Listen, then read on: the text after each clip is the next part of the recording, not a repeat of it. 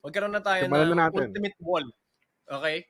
Yung nakita ko sa'yo, na nakita ko rin sa akin. Kasi malaking chance na yun din yung nakikita ngayon, yung nanonood ngayon, nakikinig. Yun din yung wall niya. Okay? Ang wall niya is pareho tayo. Ikaw, ayaw mong pakita yung mukha mo kasi introvert ka. Ako, ayoko magsalita pag ako lang. Okay? So, O, kailan walang may problema kausap. pakita ko yung mukha ko. Walang problema pakita yung mukha ko.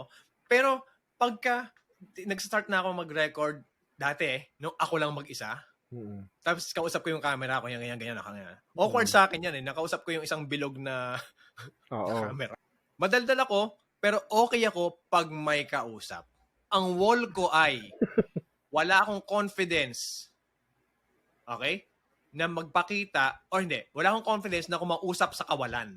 Hindi ko alam sasabihin ko. Pero meron akong confidence pagka may kausap na ako.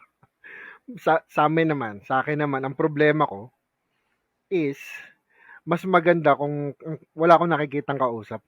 Yung parang pag nag-stream ka, na para ka na nagkukwento, para ka nagmo-monologue, ganyan. Actually, yung mga podcast na ganito, para sa amin, napakalaking effort talaga ang binibigay. So, malaking recharge to after ng podcast. So, yan ang mga introvert problems na kailangan namin talaga fully prepared, nandun yung mindset namin. And after interacting talaga, socializing, madaming recharge time yan.